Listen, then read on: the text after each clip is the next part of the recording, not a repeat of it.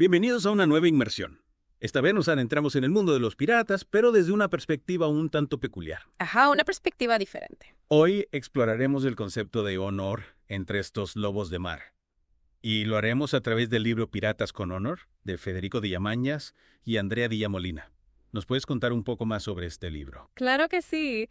Lo que proponen los autores es ir más allá de esa imagen romántica que solemos tener del pirata, ¿no? Y analizar cómo estos personajes, a menudo considerados como villanos, utilizaban la idea de honor para justificar sus actos. Es que a priori pirata y honorable parecen términos un poco, contradictorios, ¿no? Totalmente. Lo interesante es que el libro parte de la definición tradicional de honor, ya sabes, la que implica cumplir con el deber, actuar con rectitud. La típica definición, vamos. Eso es. Y después nos muestra cómo los piratas la reinterpretaban, la moldeaban a su conveniencia. O sea que retorciendo el significado, conseguían justificar la violencia del pillaje. Exactamente. ¿Tenés algún ejemplo concreto de esa manipulación del concepto? Imagina, por ejemplo, un corsario del siglo XVI.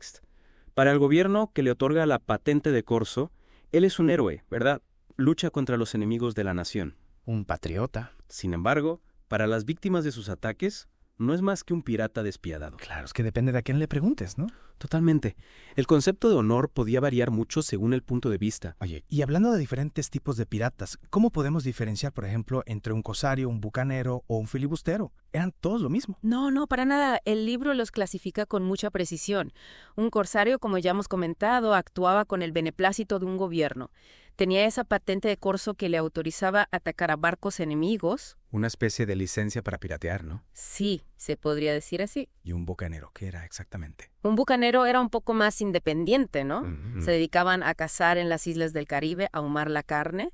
De ahí viene su nombre, bucanero. Y bueno, a veces también recurrían a la piratería para saquear barcos. Ya veo. ¿Y los filibusteros, dónde encajan en todo esto? ¿Eran como corsarios rebeldes o algo así? En cierto modo, sí. Los filibusteros operaban principalmente en el Caribe durante el siglo XVII. Atacaban colonias españolas, pero sin una autorización oficial, aunque en ocasiones contaban con el apoyo tácito de algún gobierno. O sea, que iban un poco por libre, ¿no? Eso es. Qué complejo era el mundo de la piratería.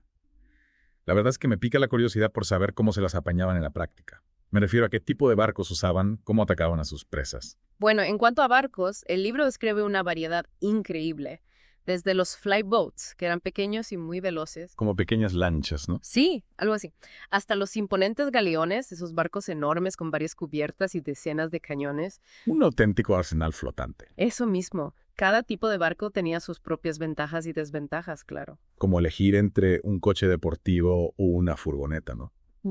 Depende de para qué lo necesites. Exacto. Y en cuanto a las tácticas de ataque, bueno, eran muy hábiles, pero en una manera diferente a la que solemos ver en las películas. ¿Ah, sí? ¿En qué sentido? No se limitaban a cañonazos y abordajes a lo loco, digamos. Utilizaban una combinación de astucia, fuerza bruta y tecnología. Tecnología.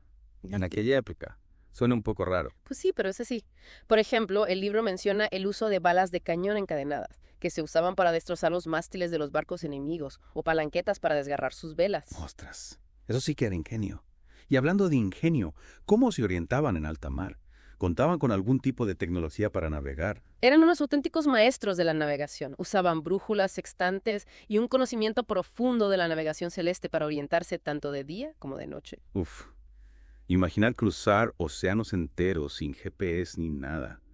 Debían de tener nervios de acero. Desde luego. Oye, y el libro también menciona la batalla de Lepanto, ¿verdad? Uno de los eventos históricos más famosos relacionados con la piratería. Sí. La batalla de Lepanto fue un momento crucial en la historia naval.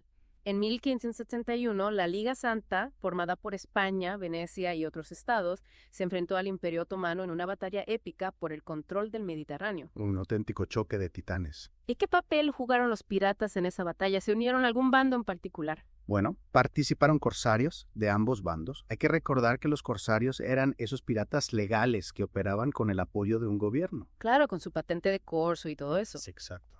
Pero me imagino que la batalla de Lepanto no fue un simple juego de niños, ¿no? Debió ser una auténtica carnicería. Desde luego. ¿Cómo describe el libro este evento histórico? De una manera muy vívida, la verdad. Describe los diferentes tipos de barcos, las tácticas empleadas, la ferocidad del combate. Te transporta al corazón de la batalla. Qué interesante.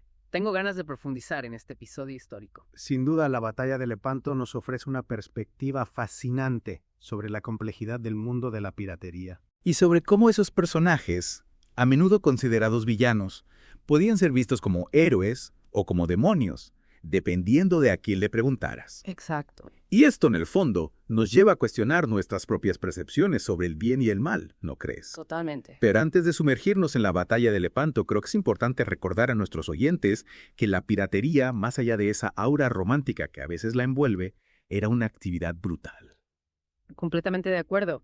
Detrás de las historias de tesoros y aventuras se escondía una realidad llena de violencia, crueldad y explotación. Eso es. ¿El libro explora el concepto de honor? Sí, pero no debemos olvidar que muchos piratas se escudaban en él para justificar actos atroces. Exacto. El honor, como cualquier otro valor, puede ser manipulado y distorsionado para fines egoístas. Una reflexión que nos lleva a pensar en la delgada línea entre la justicia y la injusticia, incluso en nuestros días. ¿No te parece? Absolutamente.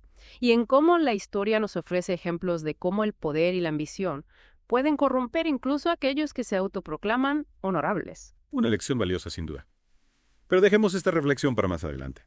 Todavía nos queda mucho por explorar en este fascinante viaje por el mundo de la piratería y el honor. ¿Estás listo para continuar? Por supuesto. Estoy deseando adentrarnos en las profundidades de este tema. Volviendo a la batalla de Lepanto, me parece fascinante cómo describen la estrategia de la flota cristiana, comandada por don Juan de Austria. Ajá. Se enfrentaron a una armada otomana, formidable.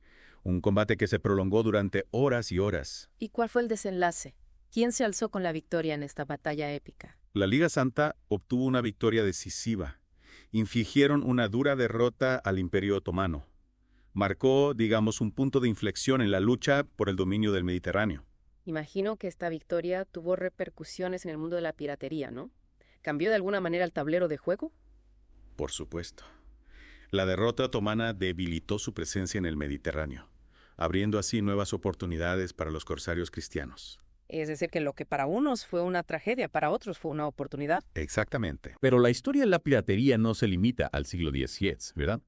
El libro también explora la piratería del siglo XVIII. Exacto. Piratas con Honor nos muestra cómo la figura del pirata ha evolucionado y se ha adaptado a los nuevos tiempos. Hoy en día los piratas ya no navegan en galeones, sino que surcan las redes. ¿Te refieres a los piratas informáticos? Esos que roban datos, secuestran sistemas informáticos. Precisamente. El libro nos habla de los diferentes tipos de estafas que se cometen en Internet, desde el phishing hasta las pirámides financieras. Es increíble cómo los piratas han sabido adaptarse a las nuevas tecnologías. Pero, ¿qué tienen en común estos piratas modernos con los de antaño? Más allá del uso de la tecnología, ¿comparten algún rasgo esencial? Bueno, yo diría que su objetivo principal sigue siendo el mismo: obtener beneficios de forma ilícita, aprovechando las vulnerabilidades de los demás. Entonces, el afán de lucro y la falta de escrúpulos siguen siendo los motores de la piratería, ya sea en alta mar o en el ciberespacio. Exactamente. Y el libro nos invita a reflexionar sobre cómo la tecnología, que en teoría debería facilitarnos la vida, también puede ser utilizada para fines delictivos. Una reflexión muy necesaria en un mundo cada vez más digitalizado. Pero, ¿qué hay del concepto de honor? ¿Cómo se aplica a estos piratas del siglo XXI? ¿Acaso ellos también tienen su propio código ético? Curiosamente, el libro menciona el caso de algunos hackers que se consideran a sí mismos piratas con honor. En serio, me cuesta imaginarlo. ¿En qué se basan para hacer esa afirmación? ¿Robar datos puede considerarse un acto honorable? Algunos argumentan que sus acciones no buscan el beneficio personal, que lo que pretenden es denunciar las vulnerabilidades de los sistemas informáticos o defender la libertad de información. Suena un poco paradójico. ¿Cómo pueden justificar el robo de datos o el sabotaje de sistemas en nombre del honor? Es un debate complejo. El libro no toma partido, simplemente nos presenta las diferentes perspectivas. Lo cual nos lleva a cuestionar nuestras propias ideas sobre la ética y la moral en el mundo digital. ¿Qué es aceptable y qué no? ¿Dónde está la línea que separa al hacker activista del ciberdelincuente? Preguntas difíciles de responder. Y lo más interesante es que el libro nos muestra que estas mismas cuestiones se planteaban ya en la época de los piratas clásicos. Es decir, que el debate sobre la ética de la piratería no es nuevo. Lo que cambia son las herramientas y el escenario. Exacto. Y nos invita a reflexionar sobre cómo la historia se repite, aunque con diferentes disfraces. Una lección que sin duda nos ayudará a comprender mejor los desafíos del mundo actual. Pero antes de concluir nuestra inmersión, me gustaría abordar otro tema que me haya llamado la atención. Las estafas honorables del siglo XXI. Un tema fascinante. El libro nos muestra cómo la figura del pirata ha trascendido al ámbito de la informática y se ha infiltrado en el mundo empresarial. Te refieres a esos empresarios sin escrúpulos que engañan a sus clientes, a sus socios, para obtener beneficios, claro. Exactamente. El libro nos ofrece varios ejemplos de este tipo de estafas que a menudo se disfrazan de legalidad. ¿Podrías compartir algún ejemplo concreto de estas estafas honorables? Por supuesto.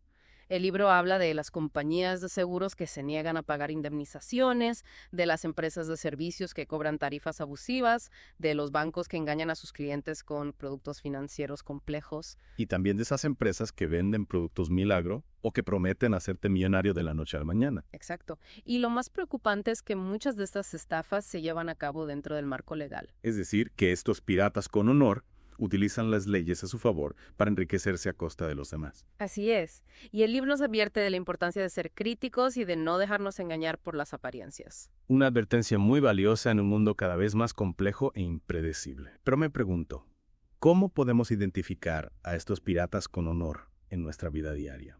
¿Qué señales de alerta deberíamos tener en cuenta? Es una pregunta clave, sí.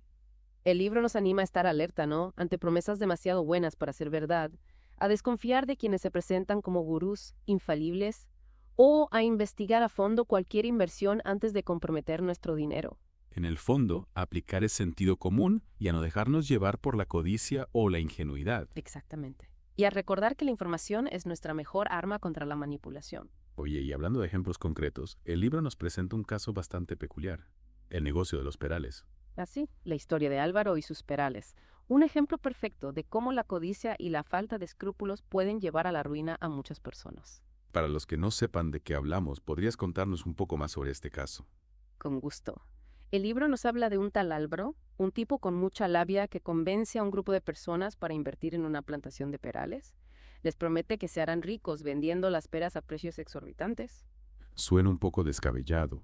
¿Cómo logra convencer a la gente para que invierta en un negocio tan peculiar? Crea una red de inversores y padrinos que aportan dinero a cambio de una participación en los beneficios futuros. Les pinta un futuro idílico, con perales cargados de peras doradas. Un esquema piramidal en toda regla. Exacto.